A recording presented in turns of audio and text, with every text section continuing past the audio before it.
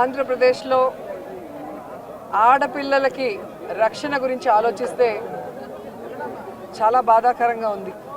ఎందుకంటే ఎక్కడ చూసినా రేపులు, మర్డర్లు అండ్ ఆడపిల్లల కాలేజీ బాత్రూమ్స్లో హిడెన్ కెమెరాలు పెట్టి ఏ విధంగా పైశాచిక ఆనందం పొందుతున్నారో మనం చూస్తున్నాం.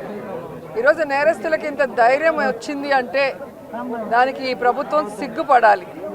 ఎందుకంటే గతంలో జగన్మోహన్ రెడ్డి గారి ప్రభుత్వంలో ఒక తప్పు జరగాలి అంటే ఎంత భయం ఉండేదో మీకు అందరికీ తెలుసు.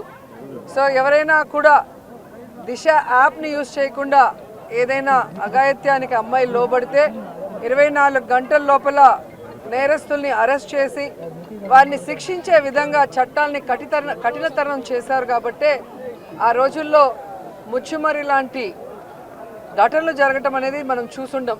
నిజంగా చాలా బాధాకరం. ఒక 9 ఏళ్ల అమ్మాయిని రేప్ చేసి చంపేసి ముక్కలు ముక్కలు చేసేశారు. 60 రోజులు అవుతున్న అమ్మాయి శవాన్ని కూడా ఇంతవరకు తీసుకురాలేకపోయారు. అసలు ఆ కుటుంబాన్ని పరామర్శించడానికి సీఎం గారు కానీ హోంమంత్రి గారు కానీ వెళ్ళలేదు అంటే కారణం ఏంటో నాకైతే అర్థం కాలేదు. ఎందుకంటే మదనపల్లిలో ఫైల్స్ దగ్ధమయ్యాయి అనగానే డీజీపీ గారిని స్పెషల్ ఫ్లైట్లో పంపించిన వాళ్ళు ఎందుకు ముచ్చుమరికి స్పెషల్ ఫ్లైట్లో డీజీపీ గారిని కానీ లేదా సంబంధిత మంత్రి గారిని ఎందుకు పంపించలేదు నాకు అర్థం కాలేదు. అలాగే నిన్న పేపర్లో చూశాను, గుడ్లవల్లేరు కాలేజీలో బాత్రూమ్స్లో హిడెన్ కెమెరాలు పెట్టారని పిల్లలు వచ్చి ఆడపిల్లలు చెప్తే అసలు అక్కడ ఏం జరగలేదని ఎస్పీ గారు చెప్పడం చాలా దురదృష్టకరం. ఈరోజు 300 మంది పిల్లలు ఈరోజు న్యాయం కావాలంటూ ధర్నా చేస్తుంటే ఇప్పుడు విచారణ చేస్తామని దిగిరావటం అనేది మనమంతా కూడా గమనించాల్సిన విషయం. అలాగే ఈ ప్రభుత్వం వచ్చిన తర్వాత మీరు చూస్తే ర్యాగింగ్ భూతం ఎలా ఎక్కువైందో మనం కళ్ళారా చూస్తున్నాం. నారాయణ కాలేజీలో మెడికల్ విద్యార్థినిని ర్యాగింగ్ చేసి చంపేశారు. అలాగే కలికిరిలో జేఎన్టీయూలో విద్యార్థి ర్యాగింగ్ చేయడం వల్ల ఎలా ఆత్మహత్య చేసుకుందో గమనించాం. అంటే గత 5 సంవత్సరాలు లేని ర్యాగింగ్ భూతం మళ్ళీ ఈ ప్రభుత్వం వచ్చాక ఎలా పిల్లల ప్రాణాలు తీస్తుందో మనం గమనించాల్సిన విషయం. నేను ఈ ప్రభుత్వానికి ఒకటే చెప్పగలను, రెడ్ బుక్ రాజ్యాంగం మీద పెట్టిన దృష్టి ఇంట్రెస్ట్ పక్కన పెట్టి ఆడపిల్లకి రక్షణ కల్పించడంలో గౌరవాన్ని కల్పించడంలో మీరు ముందుండాలని కూడా వాళ్ళని కోరుకుంటున్నాను. మాట్లాడిన తర్వాత అలా అంటే ఎట్లాగా?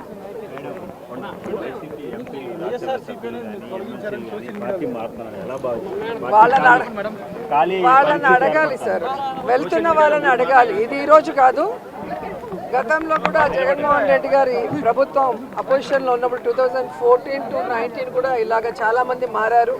మారిన వాళ్ళు ఏమయ్యారో కూడా మనం కళ్ళారా చూసాం.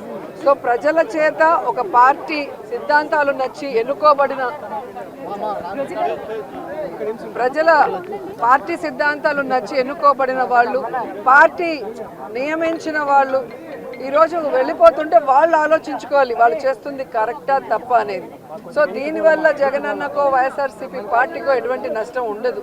ఎందుకంటే ఎప్పుడూ కూడా పార్టీకి ద్రోహం చేసి వెళ్ళిన వాళ్ళని ఎవరూ కూడా గౌరవించరు, క్షమించరు.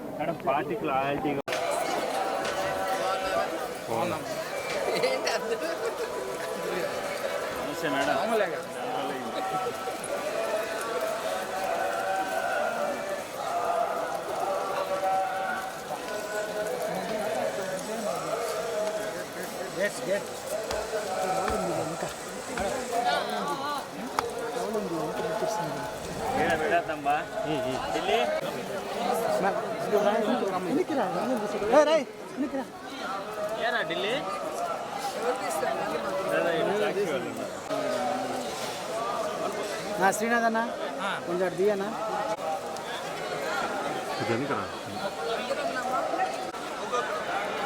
ఫోన్ ఎత్తురారు రాసి వెళ్ళిపోతాను.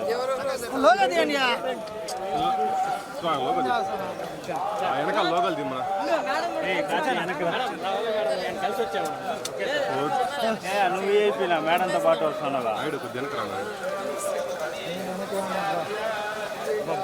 రైజ్ ఒకటి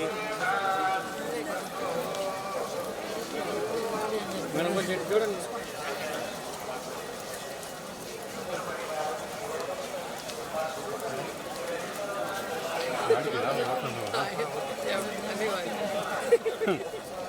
ఓకే మేడం